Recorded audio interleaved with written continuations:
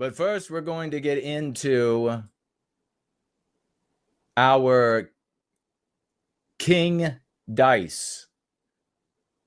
And we're going to see about this unwholesome situation. And we'll hope that it works this time. Let her rip. In a video I made last week, which you may or may not have seen, I did refer to Brandon Tatum, a popular black conservative YouTuber who works with Turning Point USA and is a regular guest on Fox News, as a DEI hire. And I shouldn't have said that. He made this almost 18-minute response video. This is the thumbnail, where almost every single comment from his subscribers were calling me a racist. And he was obviously very hurt by that. And I mean, to be clear, I'm not apologizing. I just wish I wouldn't have said it, because he then used it as a straw man in order to deflect from the issue that was... Still no audio? Seriously? No audio guilt. Ah, yes. Is the audio working? Okay, it's good now. Thank you all for chiming in. Obviously at hand, that he is engaging in cancel culture and undermining Charlie Kirk's wishes for Turning Point USA by trying to get Tucker Carlson banned, canceled from the TPUSA speaking tour, and slandering him as an anti-Semite. I have never said anything negative about Mark Dice online, ever. And you know why? Because I thought Mark Dice was my friend. And if I had a problem with something he said, which I do have a problem with a few things he said, but if I had a problem with something that Mark Dice said, I would have just texted him. I have his number. He actually texted me before he made this video. Yeah, I did, about something totally unrelated. And before I saw that you joined the neocons and the kosher right, now calling for Tucker Carlson to literally be canceled and smearing him as an anti-Semite. Joining the likes of Mark Levin, who says that Tucker Carlson is a bigoted poison, and demanding that TPUSA back away from him and his ilk, and lunatic Laura Loomer, who's been calling... So this is all, as you can see, this is the swamp. This is the Republican right. These are the people who operate the Republican Party. You go out from there in concentric circles, you'll find somebody like Laura Loomer, who's always trying to break her way, and total anti-white POS. It doesn't matter that every now and again, Zionist interests coincide with white positive interests. Like, we don't want more radical Islam in our communities. That's our opinion. And either do Zionists. They don't want radical Islam in their communities either. So the fact that they coincide at that point doesn't make us the same. We're not on the same team whatsoever. She will put the interests of Jews ahead of white people every day, and she will use any duplicitous argument she can to arrive at that conclusion. So, no, we completely reject it. This is why we reject this spectrum of retardation within the political sphere across the West, because you have anti-whites on the left and anti-whites on the right. So this is a perfect example. By the way, they just released all of the hostages, what was left. And after doing that, they were all males. Loomer complained about it. Like, this, again, is a great example of not only is she anti-white because she's a Zionist, but she's also got vagina loyalty. That's another aspect of anti-whiteism. She began complaining, where are all the women? Why aren't the women? What are you not celebrating, guys?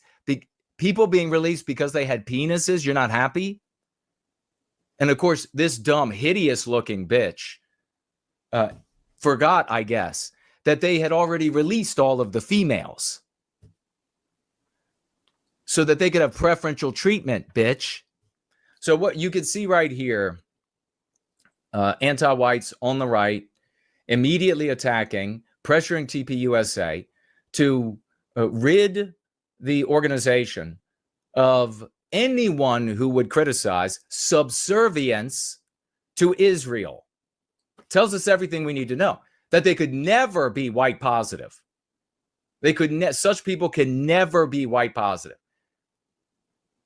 I'm an anti-Semite for, I forget how long, probably years now, and hallucinating that Tucker's going to take over TPUSA and buy it out, and then turn it into a, quote, anti-Jewish organization. And notice in my video about him, I didn't mention that I texted him at all, because... Two things to take away from that, obviously, is that look at how anti-white she is. Her focus entirely on Jews.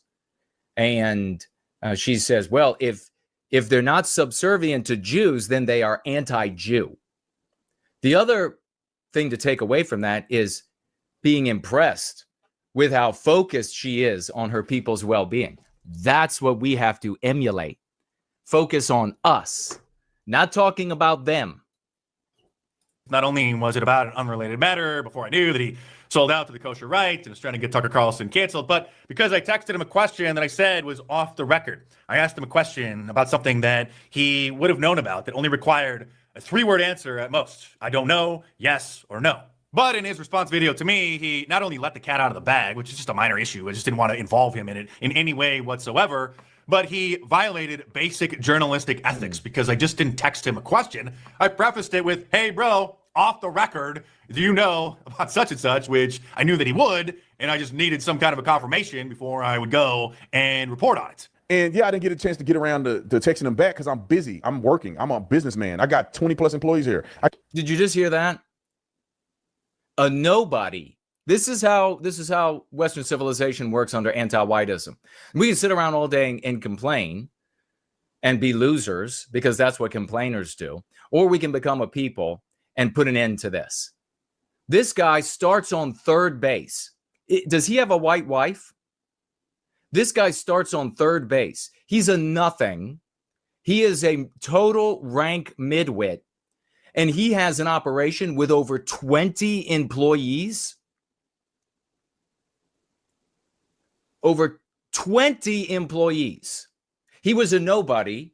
Dice makes him, back in 2016, effectively makes him, grows this enormous business. How many other cucks, and especially white cucks, have shown up as a consequence of white guilt, as a consequence of anti-whiteism and the anti-white immoral imperative as the social morality of the West that has infused in our people's minds that we don't matter as Westmen, men, women, and children, that our opinions, our hurts, our joy, our lives, they don't matter, but non-white lives do matter. So then they conclude, and you can see the operation taking place in these midwits' heads. Well, we don't matter, but non-whites do, especially the angelized black race in anti-whiteism. So, I mean, you see this every day when you talk to cucks. Every day you see this computation going on in their head. You can see the vegetables turning in their head. It's like, there goes the cauliflower, it's rolling again. It's up on the treadmill. They're figuring it out. They will literally come to you with the same kind of arrogance that the schmucks will when they're Jew-spurging. They'll come to you with the exact same type of blind arrogance. I've got this figured out. What we do is we get blacks to be our leaders. The stupidity is boundless in these white boobies. I mean, what the hell are you supposed to do with people, with a group of people this freaking dumb? What are you supposed to do? So you know what happened. As soon as they saw this guy can speak English, right? He's not both this and both that. You know what I'm talking about? It's not. He's not axing questions of his audience. And so white people are like, make him rich. Get him some white women. Hey, can we get some white women up in here for this black conservative? He's not going to forget. The black man. The black man has entered the room, ladies and gentlemen. Can we get some white women for him? Let me cut a check. How many zeros you want there, black man? How many zeros? They're still being bought. They're still being bought. It's just now they're being bought by conservative white people at the bottom who are breaking out their checkbooks and saying how much you need. What, 5 employees not enough? How many employees does Benny Johnson have? 5 employees not enough? How many? 10 employees? No, you want 15 employees? How many employees you want in here? 20 plus employees? All right, zeros across the board. 20 plus employees to make this the content that he creates? Are you kidding me? It would take one white man. For the love of God, Big thank you to everybody. I see everybody are like, no sound, no. So thank you for getting to me as quickly as you could. I appreciate it. StreamYard. Are you people listening? So Dice comes in, makes this guy. White cucks are able to find out about him as a consequence of it. Now, make no mistake. If Dice were to give some light to a white male content creator, this is not going to be the ipso facto result because of everything I just articulated. But it would still benefit white males. And more importantly, it would be the right thing to do. The white positive morality of the West. As I said before, I'll never be in a position of massive popularity. But if I were, I would be bringing white men up as best as I could. I did everything I could to grow the numbers in Jared George's audience. And so many people in this community. I do everything I can with the measly bit of influence that I have over who people are going to pay attention to. I do everything I can. But when you got a massive, you got millions like Dice, you can really bring some attention. And now this should be a lesson. I'm sure it is a lesson for King Dice. We still love King Dice. Everybody makes mistakes. But not only a lesson for King Dice in spotlighting some non-white conservative, but it should be a lesson for all white males and white females. This is how you might get paid back. This is how you might be paid back in the final analysis. What's the connection that Tate feels to Dice? There's no biospiritual connection. None whatsoever. There's no common cause built-in identity that you are equipped with at birth. Something truly meaningful. No, it's an opinion on socio-political matters. So this is how you get bit. That's why I wanted to cover this, and I'm going to let him go again here, because this is really wronging Dice. Tate should just keep his mouth shut. What's the bottom line? It's the bottom line. Tate is looking at Jewish donors, conservative Jewish donors. Oh, and you think they're only in the conservative sphere? Oh, no. Oh, no. No. Who bought that castle in West Virginia, bro? For Virginia Dare? Who bought that? Who paid for the American Nazi Party when it first got underway? Who paid for that? We can talk a lot about these things. I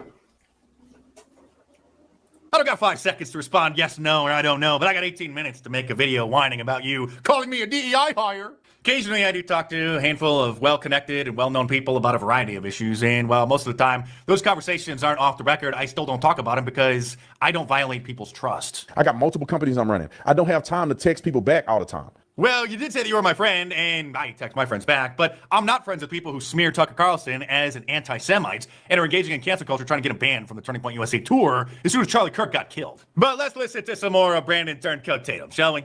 I gave a shout out to back in 2016 when he was just getting started because of This is awesome. I want you to watch Tatum's face over on the right, because that's him in his video watching Dice, and it's just priceless.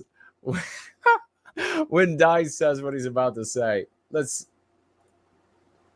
thought it'd be good to have more black Trump supporters visible on social media, but as we all know, if you're back at DE, look, he's like, Tatum is like, what are you even talking about? Her like, how would that help having a black conservative? Shut the fuck up. To have more black Trump supporters visible on social media, but as we all know, if you're back at DEI hire, it never turned out well. And now, Turncoat, you gotta watch. You gotta watch his face. Watch the smile that he has as soon as Dice says DEI, and he even knew it was coming. Watch his smile fade ever so slightly, especially on the left side. It started because I thought it'd be good to have more black Trump supporters visible on social media. But as we all know, if you back a DEI hire, it never turns out well. And now Turncoat Tatum is trying to undermine Charlie Kirk's last wishes for Turning Point USA by hold on. Charlie Kirk's last wishes. Where is it documented that what he's about to say is Turning Point's Charlie Kirk's last wishes? Well, since you asked, these group text messages involving Charlie Kirk, which were leaked and confirmed 100% authentic by Turning Point USA, reveal that 2 days before he was killed, Charlie was upset that he lost another $2 million a year in donations from a Jewish donor because Turning Point USA wouldn't cancel Tucker Carlson. And he still wouldn't cancel Tucker Carlson and was continuing to stand by Tucker Carlson and keep him on the tour. And that's period. Charlie Kirk wants Tucker Carlson involved in TPUSA, period. That's it. So what you have here is Tatum showing up with Jewish donors to his 20-plus person operation saying, you need to get rid of Tucker because he's critical of the subservience of the United States for Israel. And saying some not so nice things about Jews that they play into all of the stereotypes. I don't need to mention what kind of stereotypes. And he's not going to be bullied like this. And it left him no choice but to leave the pro-Israel cause. That's why we call you Turncoat Tatum, because you think that you know what's best for Turning Point USA better than Charlie did. As soon as he gets killed, you start telling people what Turning Point does and doesn't stand for and who they should and shouldn't have on stage. Posting on Twitter, I will always support TPUSA, but Tucker Carlson is antithetical to what TPUSA stands for. I do not support him at any TPUSA event because Brandon Tatum knows it's best. He should be the president of TPUSA, not Charlie. Calling Tucker Carlson a fraud and saying that the anti-Semite bug got to him because he just is upset about how Israel has been conducting the war. This is what this is what normal people are fed up with. Normal white people don't dislike anybody on the basis of their birth. That's the reality. And we have the research done many years after I told the world this to prove it. They don't hate anybody based on their birth. They are not going to hate Jews based on their birth, period. And that's why Jew-spurgery is pushed instead of legitimate criticism about Jewish power or Israeli power over the United States.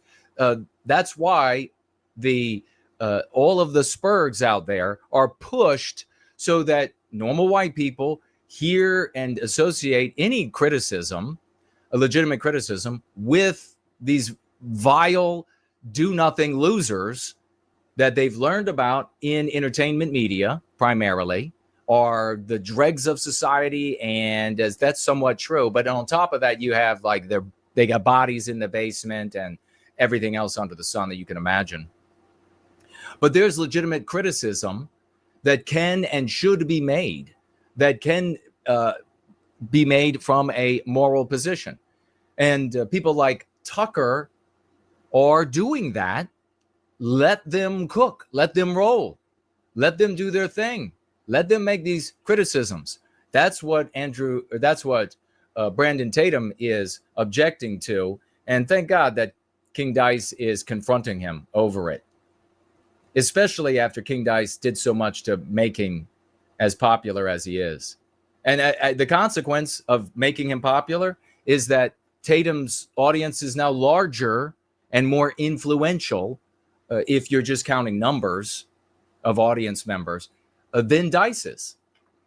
And doesn't think that Jews are God's chosen people, and has basic mild criticism or really just a common sense view of what most Americans see of certain issues, but have been up until recently afraid to say them because especially those in conservative media will start calling you an anti-Semite like Brandon is to Tucker Carlson. I'm going to say this. Turning Point, if they don't get it together, will cease to exist. I'm telling you right now, and I am ticked. Serve Israel or you cease to exist.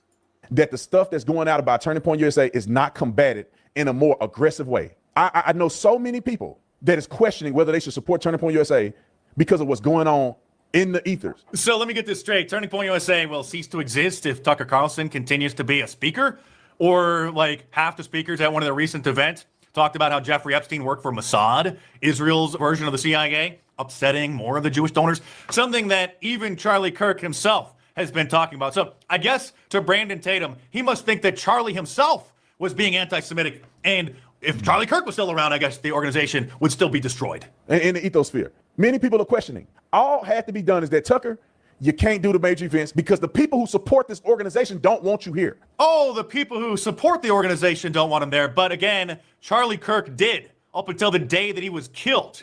And notice, all of the fans want Tucker there, but Brandon doesn't care about what America wants, what the majority wants. He cares about what the donors want. He cares about what those who write the checks want. I got so many other clips lined up, but I don't know if I want this video to go on and on and on. We've all seen the clips of Ted Cruz saying that his number one purpose for being a U.S. Senator was to support Israel, right? Glenn Beck's number one purpose for being born, he said, was to support Israel. Charlie Kirk sitting with Megyn Kelly at a Turning Point USA event talking about how they both believe that it was most likely the case that Jeffrey Epstein worked for Mossad, making them anti-Semites, I guess, in the mind of Brandon Tatum. Oh, this is a clip that I haven't shown. Here is... This is, I wanted to include this instead of cutting the conversation sooner, because what have I been arguing about? You know, here you have Rogan coming in saying the exact same thing. What have I been arguing about? The popularity of the conversation about Jewish or Israeli influence. Where's that coming from? It's coming from the Jews themselves because of their behavior after October 7. That's why it's become so popular. The amount of conversation going on and the revelation about Jewish this or Jewish that, whether they're talking about anti-white Jews or all Jews or whatever it is, it's not more than it's ever been. These people just weren't alive, or they were too dumb, or they didn't realize. The conversation has been far more popular, far more legitimate. I mean, taking place on primetime television in years past. So it's not the doings of these screwdriver ghettoized people on the internet. It is the literal behavior of the Israelis after October 7. That's what has increased the conversation about Israel and Jewish power in general vis-a-vis the United States government.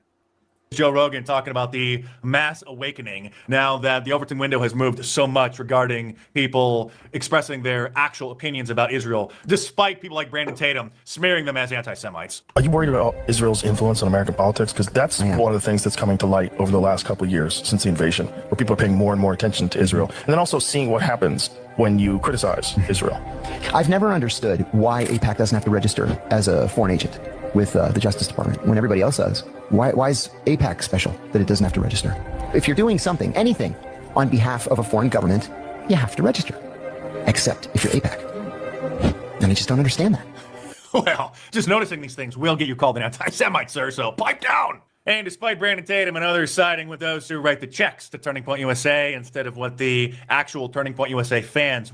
We're going to drop it off there. Is Glenn Beck being confronted, and he uses by an audience member saying, hey, you know, Israel has this AIPAC, it's wildly influential. And then Beck responds with what is a equivalence fallacy. He responds by saying, well, the United States government lobbies elsewhere. What does that have to do with? It's an equivalence fallacy. It's apples and oranges.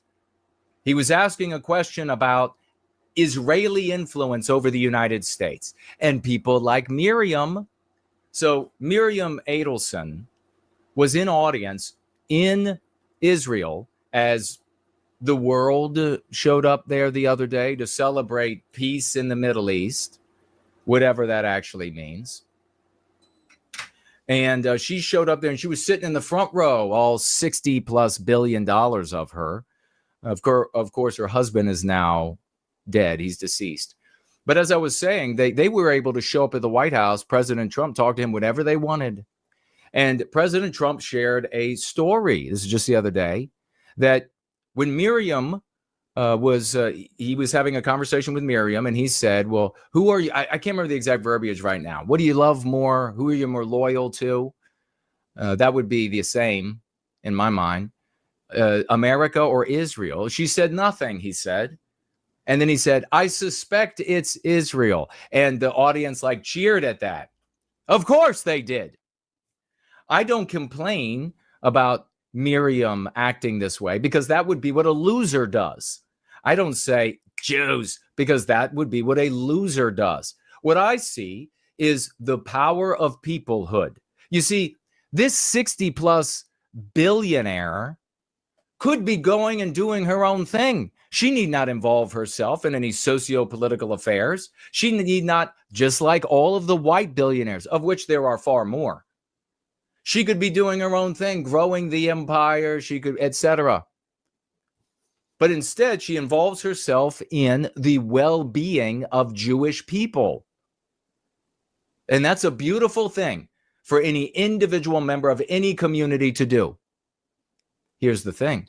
She's only involved because there is a peoplehood. And the peoplehood isn't created or maintained by the billionaires. It's created and maintained by the laity, by the ordinary, by the middle class. That's where the peoplehood is created and maintained. The sentiment is communicated throughout the totality as a consequence, and it ends up reaching people like Miriam Adelson, where she decides, her and Sheldon, when he was still around, we're going to put our big money behind endeavors that we see that secure the well-being of Jewish people. So you have people like Beck, who we can call collaborators. Ultimately, it's just another way of looking at white people who are, in one fashion or another, undermining white peoplehood, white resistance, a white recapture of our destiny. That's what collaborators do. They undermine a resistance. And there are several types of ways that collaborators are instantiated, and we'll talk about that in a moment. But this is a great example here, kind of a little segue. We'll go through our quick news in just a moment. But kind of a little segue, we see the exact same thing with so many across the board, collaborating with the victimizers' efforts to undermine the resistance in the victimized, if that makes sense. So you're not getting rid of Jews. You're not getting rid of blacks, of which Brandon Tatum probably considers himself a proud black man doing the right thing. And it's a shame that we don't see more conservative white male or female content creators who feel the same way about the white race as Brandon Tatum feels about his black race, or Miriam Adelson feels about her Jewish people. It's a shame we don't see more of that. And that's what we are addressing here constructively day after day with the Go Free Dialogic.